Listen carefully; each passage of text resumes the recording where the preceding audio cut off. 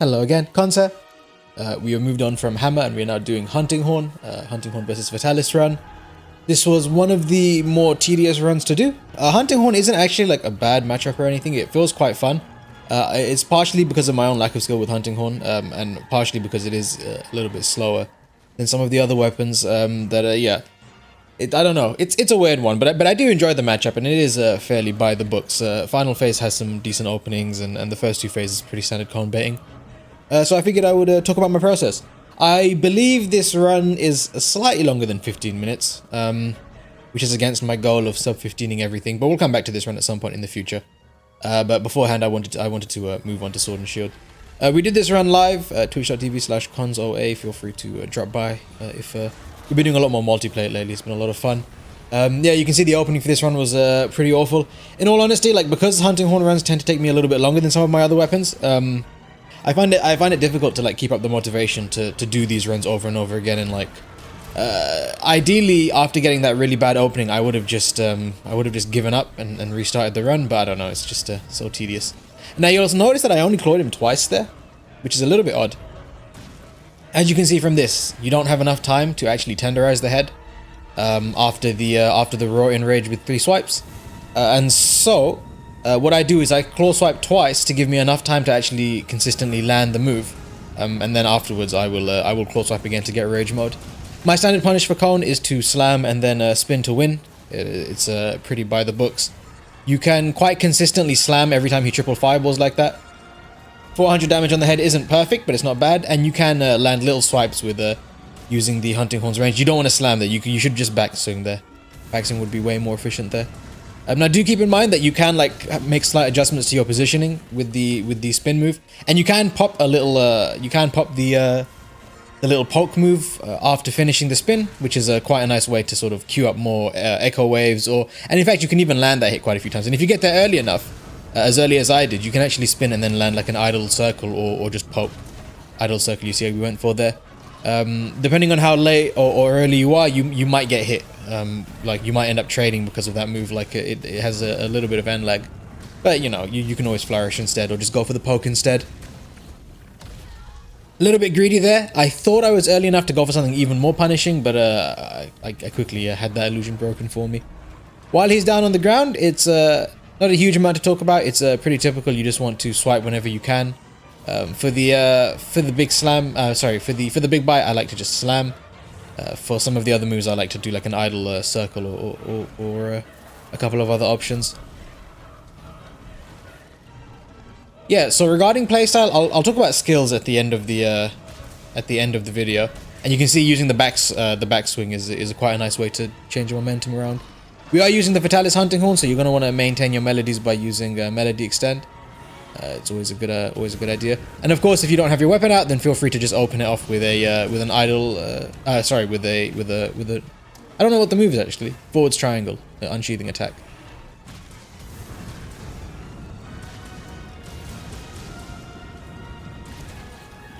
Now, as normal, I have my evasion mantle with 2 points of Heartbreaker onto it. If you aren't aware, we're getting pretty good Arcana RNG here today actually. A little bit better than normal there. Yeah, if you aren't aware, the reason I run 2 points of Heartbreaker is because it pretty much guarantees you get the head break. The way that Fatalis' HP works is it has just enough HP to get the part break beforehand, before moving into phase 2. However, you got to be a little bit careful. Like if you do any amount of damage to the chest, you will have reached the phase change threshold before you break the horns. And running like a single point of Heartbreaker, or in my case 2 points of Heartbreaker during evasion mantle, basically makes the difference. It pretty much guarantees that I'm always going to get that first horn break in the first phase, which is extremely handy in my opinion.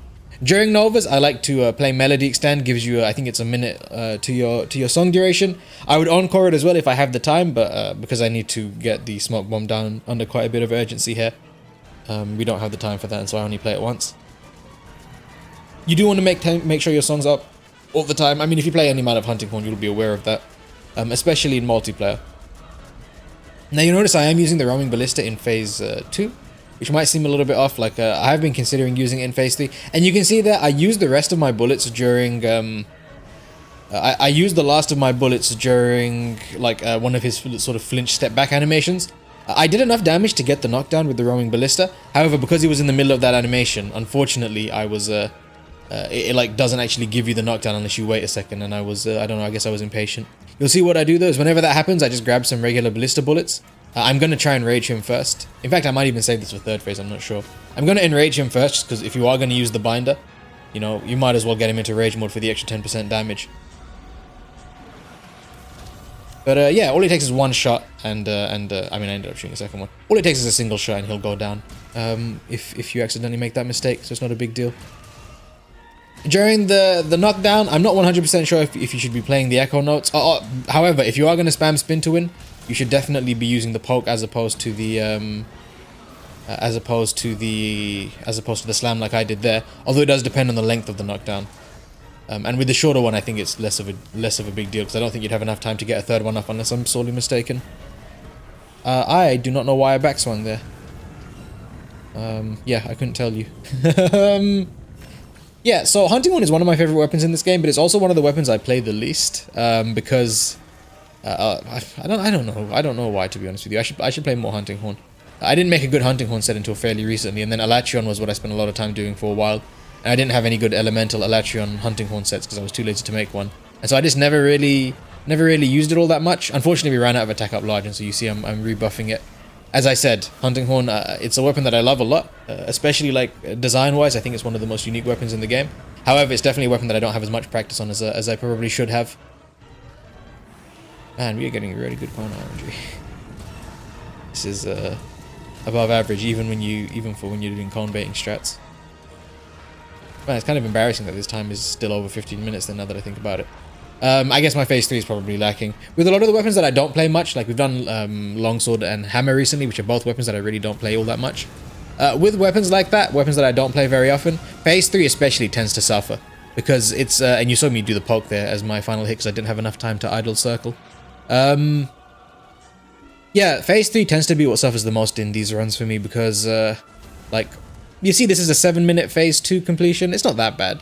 The real issue is that in phase 3, all the practice that I get is sort of top heavy loaded towards practicing phase 1 and phase 2, because it takes a lot longer to get to phase 3. And so whereas I might have had like 20 attempts at this run, probably like 15 or 17 of them would have been abandoned before phase 2 even ends because they're like I die or I play really badly or whatever. And so I get much less practice in phase 3 than I do in some of the other phases. And whilst that isn't a big deal for some weapons, it is a big deal for weapons that I'm not super familiar with. And now my punish for the for this over here, I don't know if it's ideal or anything, but whenever I use the binder and get him near the ledge, I like to play 2 Echo Wave songs because there's always just enough time if you get there soon enough. If you do get hit whilst firing the binder, obviously you won't have enough time to land that.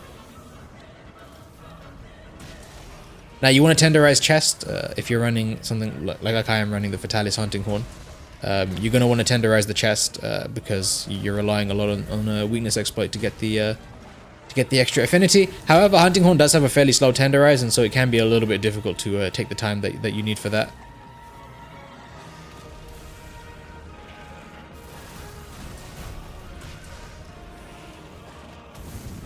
Oh, risky. Okay, and I got clawed onto the toe, so what can you do? During the triple fireball, it's a pretty safe tenderize opportunity. You got to be a little bit careful. It is possible to send yourself flying out into the fireball itself. However, you have to be like pretty unlucky for that to happen in my experience. Like, because of the way the targeting works of that triple fireball while you're using a claw attack, he tends to like shoot up at a random angle. And so you're usually safe, but do be a little bit careful. Maybe delay the move a tiny bit if you have to. Just trying to think. If there's any moves in particular. Yeah, so this move over here, when he's doing the triple fireball, is probably one of your best openings. Currently, I've been going for a spin and then a slam. However, it is possible to do a spin and then a poke and then another spin, from what I can tell. I have been hit a few times while doing that. Again, I haven't 100%... I should have disclaimed this at the beginning. But being someone who doesn't play hunting horn that much, none of my punishes are necessarily going to be like super optimal or anything. Now, we have broken both horns, I believe. However, you'll notice that I'm not bothering with the cone tanking like I do in a lot of the other weapons, and that's mainly because I need to rebuff my... I need to like refresh my buffs anyway. And so I figure I might as well use that as an opportunity to use a melody extend. Okay, well, okay, now I've broken the second horn. But yeah, even when I've broken both horns, unless I'm like in a bad position, I usually won't bother tanking with hunting horn because it's each Nova is a perfect opportunity to do things like rebuff up, to sharpen, and then to play melody extend. And so yeah, because of all the upkeep that you're kind of required to do with hunting horn, it can be quite nice.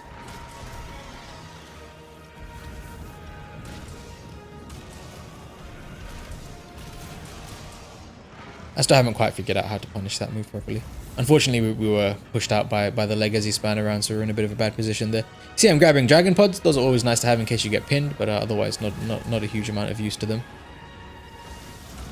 Okay, I don't really know what I'm doing. I'm just pressing buttons at this point. That would have been a nice opportunity to spin there.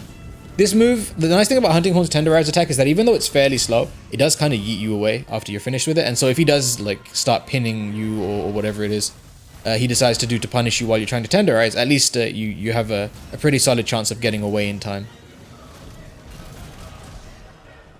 So if I delayed the spin there a little bit, I would have gotten more of those hits on the chest.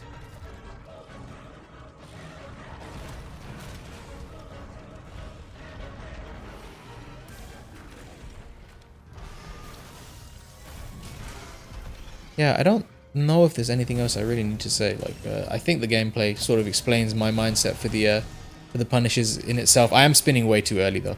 I have noticed that during the tornado, because again, I was still figuring out these punishes as we went along, and I would like to revisit Hunting Horn at some point. I've been saying that for a lot of the recent runs, but especially Hunting Horn, and you'll see I am going to tank the Nova here because I think I was a little bit drawn questioning whether or not I should use the Dragon Hitter as he came back down. And so because I didn't really have the time to actually flee afterwards and make this decision, you can see I'm looking for the Dragon Hitter now. Because I didn't really have the time to flee, I just decided to tank the Nova. It's yeah, if you aren't aware, if you've broken at least one horn, or even, yeah, so long as you've broken at least one horn and you've got a little bit of health boost, or both horns and you don't even need health boost, if you just pop a potion, a max potion right before the final hit of the Nova gets you, you are completely safe to not get killed by the final hit. This is risky. Huh, should have died there. I don't know why I stood so far away.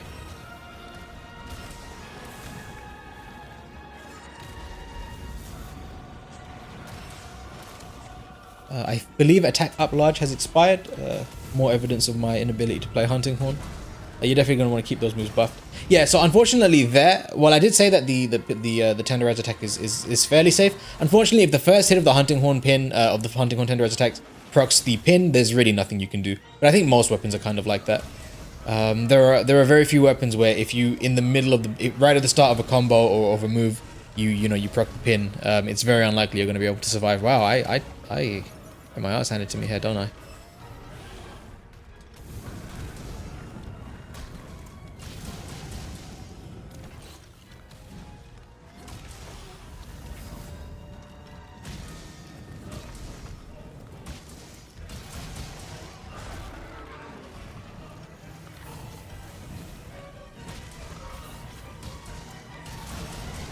Yeah, I'm not really sure what I should be saying. I feel like I've basically covered all of the considerations. Set-wise, it's just a pretty typical DPS set. You can see I'm going for the Dragon Hitter now. Set-wise, it's a very typical DPS set. We'll talk about the skills in a little bit more detail once the run is over. But basically, we're getting up to 100 affinity, and then we're also putting on 2 points of Horn Maestro because it does make a pretty big difference. And other than that, it's just DPS skills really, nothing super interesting. The 2 points of Partbreaker on the Evasion Mantle and the 2 points of Heavy Artillery on the Temporal Mantle are very typical for all of my runs. You've probably seen those by now. I don't know. Again, I don't know what I'm doing here. I'm just pressing buttons. I think with Hunting Horn, I like mixing things up a little bit. Like, it's probably optimal just to spam the spin move over and over again. But here, I got wind pressured and I was a little bit far away from getting away in time, and so I just decided, let's play it safe and just tank them over. Instead of trying to be cute. It would have been nice to have gone on like replayed attack up large. But the monster's so close to being dead. He's at his 5% Nova now. Might as well just try and finish it right. Another whiff. Good job, Hans. Oh man, we're out of all our songs. Okay. Man, this is not a very good run, is it? Oh, whatever. We'll revisit this at some point. Oh, here's a nice little bit of tech. If you aren't aware, it can be quite handy to play two levels of movement up rather than playing it once and then encoring it. It's just a little bit faster, especially if you want to chain it into other songs that you've got played. It basically just gives you the encore without having to actually encore. And because the run has taken us a while, we've gotten the roaming ballista back. I decided to just finish it off using that, and you can see 102 per shot. Yeah, that thing is gonna absolutely tear through the remaining 5% of his health. There we go, slightly longer than 15 minutes. We are going to try that again at some point in the future to get a better phase 3. But here are the skills. I'll talk about the skills in a little bit more detail in just a second after I've shown the decos.